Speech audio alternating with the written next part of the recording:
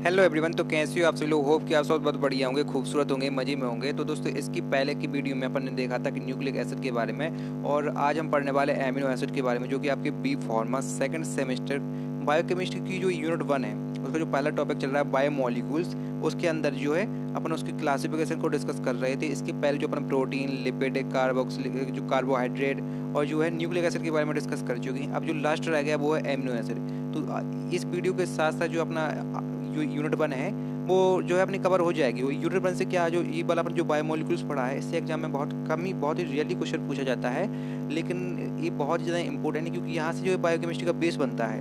ठीक है, तो आप इसको पढ़ना, ये नहीं सोचना कि एग्जाम में नहीं आता है तो आप इसको पढ़ो ना। ये आपको पढ़ना है, बहुत ज़्यादा इंपॉर्टेंट है, क्योंकि अगर आपने जो आगे की जो यूनिट है ना, वो सारी इन्हीं पर ही बेस्ड है।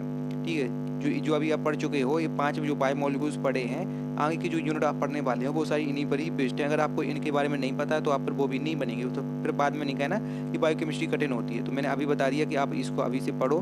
ठीक है, अच्छे से पढ़ो, समझ के पढ़ो, याद कर करके बार बार लिख लिख के पढ़ो। ठीक है, तो आपको अच्छे से याद हो जाएगा। तो चलो टाइम वेस्ट ना करते हुए अपन देखते हो अपने एमिनो एसिड के बारे में देखते हैं। तो देखो, याद करो कि जब हमने प्रोटीन पढ़ रहे थे तो हमने बताया था कि जो प्रोटीन जो होता है बहुत सारे एमिनो एसिड से मिलकर बना हुआ रहता है। ठीक है, तो अपन कह सकते हैं कि जो एमिनो एसिड क्या होता है, एक बिल्डिंग ब्लॉक ऑफ प्रोटीन होता है। अब देखो, एमिनो एसिड जो शब्द को अगर तुम गौर से देखो तो इसको अगर अपन तोड़ेंगे तो देखो दो शब्द मिल रहा है। एक बोल रहा है कि एमिनो, यानी कि एमिनो प्लस एसिड।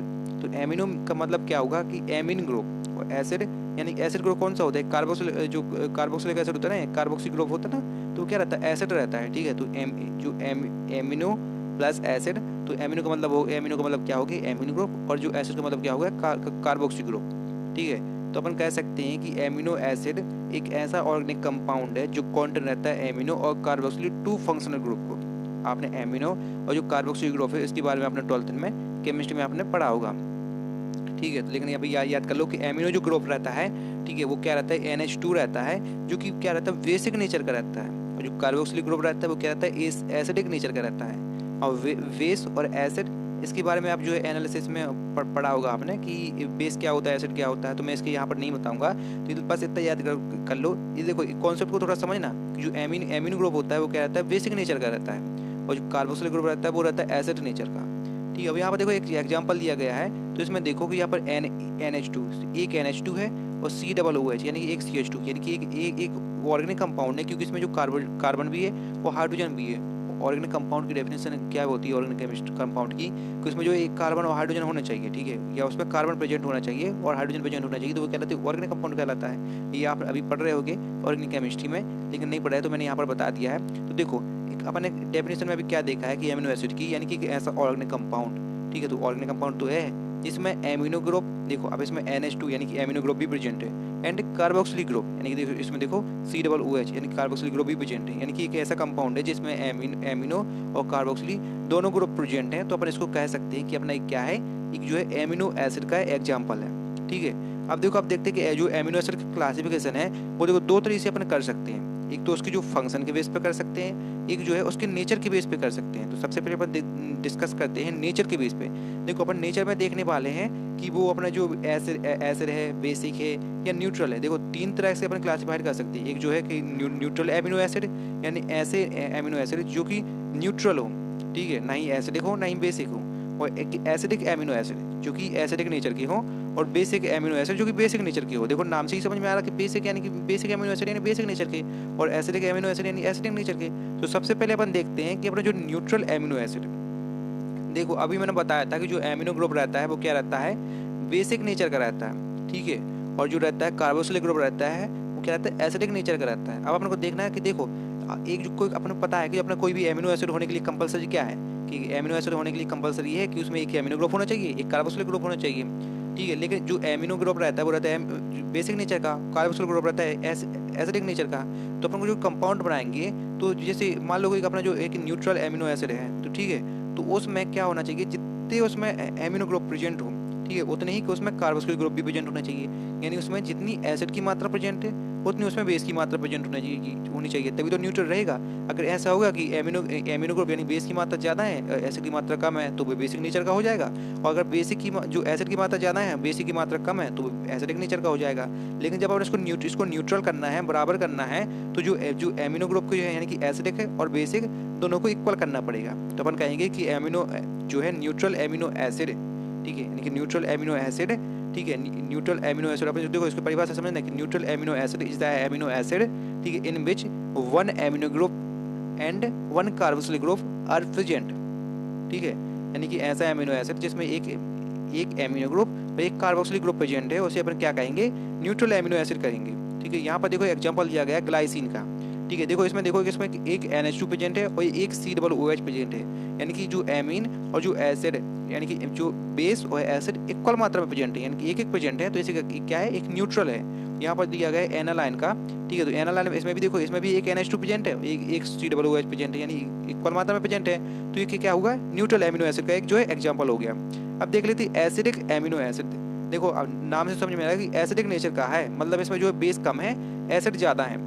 ठीक है, इसमें बेस देखो अपना एमिनो एसिड था वो रहता है बेसिक का, यानी कि एमिनो एसिड की मात्रा जो है कम रहेगी, और जो कार्बोक्सिलिक एसिड था वो था एसिडिक नेचर का, यानी जो कार्बोक्सिलिक ग्रुप की मात्रा ज़्यादा रहेगी। यानी कि अपन कहें तो एक ऐसा एमिनो एसिड जिसमें से एक एमिनो ग्रुप प्रेजेंट हो और 2 कार्बोक्सिलिक ग्रुप प्रेजेंट हो, तो उसे क्या कहेंगे अपन, ठीक है, एसिडिक एमिनो एसिड करेंगे। तो अपन इसको डिफाइन कर सकते हैं कि acidic amino acid is defined as amino acid in which one amino group are present, one amino group and 2 carboxylic group are present. यहाँ पर देखो एग्जांपल दिया गया है एस्पार्टिक एसिड का, तो यहाँ पर देखो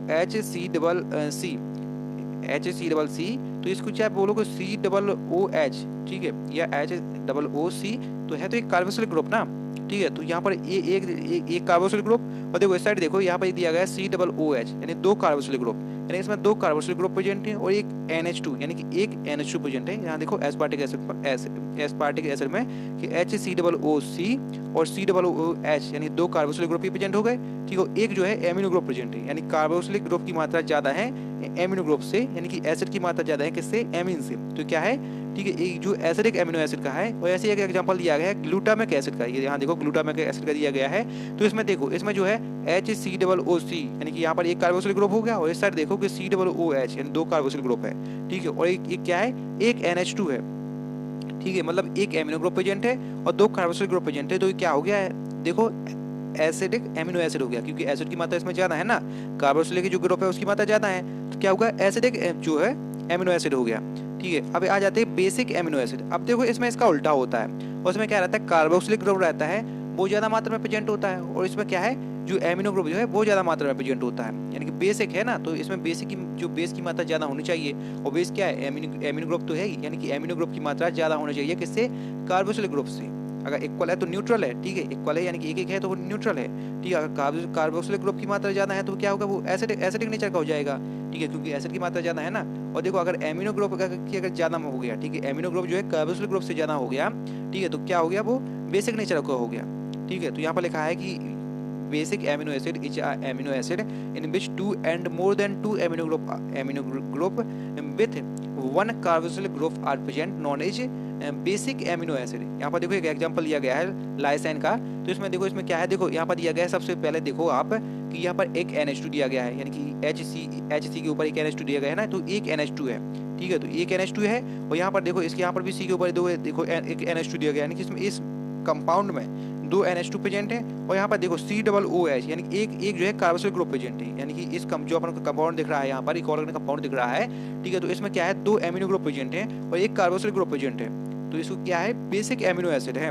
क्योंकि देखो एक ऑर्गेनिक कंपाउंड तो है, अपन देखा था कि एमिनो एसिड को डिफाइन किया था कि एक ऐसा ऑर्गेनिक कंपाउंड जिसमें जो है एमिनो एसिड और कार्बोक्सिलिक ग्रुप, ठीक है, दोनों प्रेजेंट हो, यानी कि एमिनो और कार्बोक्सिलिक ग्रुप यानी NH2 और COOH, ठीक है, दोनों प्रेजेंट हो, तो उसे क्या कहते हैं एमिनो एसिड कहते हैं। देखो इसमें CH यानी कि देखो ऑर्गेनिक कंपाउंड तो है, वो एमिनो कार्बोक्सिलिक ग्रुप भी प्रेजेंट है, तो क्या होगा, एक जो है एमिनो एसिड है, और इसमें देखो एमिनो की मात्रा ज्यादा है, यानी कि जो एमिनो ग्रुप है यानी कि NH2 इसकी मात्रा ज्यादा है किससे, COOH से, तो क्या होगा, बेसिक नेचर का होगा, क्योंकि जो NH2 होता है वो बेसिक नेचर का होता है, और COOH यानी कार्बोक्सिलिक ग्रुप होता है वो रहता है एसिडिक नेचर का रहता है। अब इसी के साथ से यहाँ पर दूसरा एग्जांपल लिया गया आर्जिनाइन का, तो इसमें भी देखो यहाँ पर क्या दिया गया है कि यहाँ पर देखो, यहाँ पर थोड़ा सा मिस्टेक हो गया, तो यहाँ पर लिखना है कि HN लिखा है तो इसको लिख देना कि HN2, ठीक है, HN2 और C। देखो यहाँ पर एक HN2 है और एक यहाँ पर ऊपर दिया गया है, देखो C के ऊपर दिया गया है एक HN2, यानी इसमें दो दो NH2 है, यानी कि दो एमिनो ग्रुप प्रेजेंट है, और एक जो है कार्बोक्सिल ग्रुप यानी COOH इसमें प्रेजेंट है। तो इसमें क्या है कि दो एमिनो ग्रुप एक कार्बोक्सिल ग्रुप प्रेजेंट है, इसका मतलब ये क्या है, क्या है, बेसिक एमिनो एसिड है। ये तो हो गया अपने जो नेचर के बेस पे जो एमिनो एसिड का क्लासिफिकेशन हो गया। अब उसकी जो फंक्शन के बेस पे एमिनो एसिड को अपन किस तरीके से क्लासिफाइड करेंगे वहाँ देखो। तो सबसे पहले फंक्शन के बेस पे दो तरीके से अपने इसको क्लासिफाइड किया गया है, एक है एसेंशियल एमिनो एसिड, एक नॉन एसेंशियल एमिनो एसिड। अब देखो यहाँ पर थोड़ा वर्ड की टर्मोलॉजी को समझो, ठीक है। यहाँ पर जो एसेंशियल है, देखो एसेंशियल, इम्पोर्टेंट, नेसेसरी, ये देखो एक जो है एक दूसरे को पर्यायवाची नहीं लग रहे थोड़े से, क्योंकि एसेंशियल यानी कि एसेंशियल का मतलब ये होता है जरूरी, इंपॉर्टेंट का मतलब भी होता है जरूरी, और नेसेसरी का भी महत्वपूर्ण होता है, नेसेसरी का मतलब होता है महत्वपूर्ण या जरूरी, ठीक है। तो एसेंशियल का मतलब समझो, एसेंशियल का मतलब क्या होता है, इंपॉर्टेंट, लेकिन यहाँ पर टर्मोलॉजी को समझना और आपको एसेंशियल ही लिखना है। अब ऐसा नहीं कि एसेंशियल को काट के इंपॉर्टेंट लिख दो, लेकिन समझने के लिए लोग एसेंशियल का मतलब होता है इंपॉर्टेंट, यानी कि एसेंशियल का मतलब होता है आपको बहुत ज़्यादा जरूरी है, ठीक है। तो जो एमिनो एसिड अब क्या अपनी बॉडी क्या रहती है, देखो जो एसेंशियल एमिनो एसिड के बारे में समझना है कि अपनी बॉडी को देखो प्रोटीन बनाने के लिए, वर्क करने के लिए बहुत सारे एमिनो एसिड की जरूरत रहती है, लेकिन अपनी बॉडी क्या रहती है, इतनी ज़्यादा कैपेबल, मतलब इतनी ज़्यादा योग्य नहीं होती है कि वो क्या रहे, अपनी बॉडी को जितनी भी मात्रा में मतलब एमिनो एसिड चाहिए है उतनी प्रिपेयर कर पाए। तो अपन क्या करते हैं, खाना वाना खाते हैं, तो खाने के रूप में, डाइट के रूप में अपन को एमिनो एसिड मिल जाता है। तो जो खाने के रूप में अपन को एमिनो एसिड मिलती है उसी क्या कहते हैं, एसेंशियल एमिनो एसिड कहते हैं। अब नॉन एसेंशियल एमिनो एसिड क्या है, तो देखो जो एसेंशियल एमिनो एसिड है वो तो अपन खाने के रूप में अपन को मिल रही है, इन खाने से जो अपन एमिनो एसिड मिल रहा है अपनी बॉडी को उसे कहते हैं एसेंशियल एमिनो एसिड। और लेकिन जो बिना डाइट के, ठीक है, अपनी बॉडी खुद बना रही है ना अपनी बॉडी के अंदर, ठीक है, तो उसे क्या कहते हैं, नॉन एसेंशियल एमिनो एसिड कहते हैं। बस बेसिक सी बात है, सिंपल सा है। देखो तो समझो कि एसेंशियल एमिनो एसिड क्या है, कि amino acid can not synthesize, देखो सिंथेसाइज का मतलब होता है बनाना इन द बॉडी, यानी बॉडी में एमिनो एसिड नहीं बन पाता at the rate necessary for normal growth, यानी कि एक नॉर्मल ग्रोथ के लिए जितनी भी नेसेसरी का मतलब होता है महत्वपूर्ण, यानी कि जितनी भी महत्वपूर्ण मतलब अपन को जरूरी होती है, कि मतलब अपन को पता है कि अपन को मान लो 5 एमिनो ग्रुप अपन को बॉडी के लिए मतलब नॉर्मल ग्रोथ के लिए जरूरी है, लेकिन क्या रहती है अपनी बॉडी कैपेबल नहीं रहती है कि वो 5 ही बना पाए, ठीक है, उसकी कमी बना पाती, कहीं 2 3 ऐसे तक बना पाती है नॉर्मल पर्सन में, ठीक है। तो क्या रहता है कि अपने जो अपने उस मतलब रेट को पूरा करने के लिए, अपनी ग्रोथ को अच्छा करने के लिए अपन क्या कहते हैं, डाइट के रूप में जो एमिनो एसिड को लेते हैं। तो ये लिखा है कि normal growth and supplied in the form of diet, यानी डाइट के रूप में अपन सप्लाई करते हैं, और एसेंशियल एमिनो एसिड उसे क्या कहते हैं, वो एसेंशियल एमिनो एसिड है। यहाँ पर देखो जो कुछ एसेंशियल एमिनो एसिड है, जैसे कि यहाँ पर दिया गया वेलाइन, ठीक है, लेवाइन, ये क्या है, ठीक है, ये एसेंशियल एमिनो एसिड है। अब देखो इसको थोड़ा सा इसको समझना, ये तो यहाँ पर हो गया एसेंशियल एमिनो एसिड। अगर अपन देखें कि बेसिक कौन सा है, न्यूट्रल एमिनो एसिड है या बेसिक एमिनो एसिड है या फिर जो अपनी एसिडिक एमिनो एसिड है, तो देखो सबसे पहले जो देखो वेलाइन, देखो इसमें क्या है, एक NH2 ग्रुप प्रेजेंट, एक COOH प्रेजेंट है, यानी कि वन एमिनो ग्रुप और 1 कार्बोक्सिल ग्रुप प्रेजेंट है। इसका मतलब कह सकते हैं अपना जो है न्यूट्रल एमिनो एसिड है। और इसके साथ यहाँ जो लेवाइन देखो, इसमें भी एक जो है NH2 ग्रुप प्रेजेंट है और एक जो है COOH प्रेजेंट है, मतलब ये भी एक न्यूट्रल एमिनो एसिड है, ठीक है। अब आ जाते हैं नॉन एसेंशियल एमिनो एसिड के बारे में। नॉन एसेंशियल एमिनो एसिड जो है एसेंशियल एमिनो एसिड का मतलब उल्टा है, तो इसमें वो अपन को खाने से प्राप्त हो रही थी, अपनी बॉडी खुद नहीं बना पा रही थी, लेकिन जो नॉन एसेंशियल एमिनो एसिड है वो अपनी बॉडी खुद प्रिपेयर कर सकती है, यानी खुद सिंथेसाइज कर सकती है, यानी कि बना सकती है अपने अंदर जितनी भी अपनी बॉडी को एक अच्छी ग्रोथ के लिए जितनी भी रिक्वायर्ड है वो अपनी बॉडी में बना सकती है, ठीक है। तो उसी को क्या कहते हैं कि नॉन एसेंशियल एमिनो एसिड कहते हैं, मतलब अपनी बॉडी में खुद बन जाती है, वो अपन को खाने के रूप में लेने की जरूरत ही नहीं पड़ती है। और जो खाने के रूप में अपन जो एमिनो एसिड को लेते हैं उसे क्या कहते हैं, एसेंशियल एमिनो एसिड, जो अपनी बॉडी खुद बना लेती है उसे क्या कहते हैं अपन, नॉन एसेंशियल एमिनो एसिड। बस बेसिक सिंपल सी बात है। देखो अगर आपको फार्मेसी अगर अच्छे से पढ़ना है तो आप क्या करो, जो मैं समझाता हूँ ना उसको जो पॉइंट बना के आप नोट्स में लिखते जाया करो। तो लिखने से क्या होता है, आपको जो कंसंट्रेशन बना रहता है, भले ही आप हिंदी में लिखो तो उससे क्या रहता है, हिंदी में लिखो, क्योंकि अभी जो आप हिंदी मीडियम वाले यहाँ पर ज़्यादा होंगे तो अब हिंदी में लिखो, और नोट्स बनाते वक्त क्या होगा, आप उस पॉइंट को समझना कि मैंने ऐसा ऐसा बोला था, तो उसको जो याद करने में आपको आसानी होगी। आपके जो है कॉन्सेंट्रेशन क्या रहता है, लिखने से कॉन्सेंट्रेशन आता है ना, तो आप इसको लिख के याद करो तो आपको ईजिली भाषा में याद हो जाएगा, ठीक है। तो अपनी जो नॉन एसेंशियल एमिनो एसिड थी जो अपनी बॉडी खुद सिंथेसाइज कर सकती थी, तो उसका कुछ एग्जांपल दिए हैं, जैसे यहाँ पर एक ग्लाइसिन, तो देखो यहाँ ग्लाइसिन में एक एमिनो ग्रुप प्रेजेंट, एक जो है कार्बोक्सिल ग्रुप प्रेजेंट है, मतलब ये भी एक न्यूट्रल एमिनो एसिड है, ठीक है। यहाँ पर एक दिया गया है LR9, देखो एनल एनल लाइन के बारे में अपन पहले न्यूट्रल एमिनो एसिड में भी एग्जांपल लिख चुके हैं। तो यहाँ पर भी जो ये नॉन एसेंशियल एमिनो एसिड होता है, तो इसमें भी देखो एक एमिनो ग्रुप एक कार्बोक्सिल ग्रुप प्रेजेंट है, मतलब एक न्यूट्रल एमिनो एसिड, बेसिक सी बात है।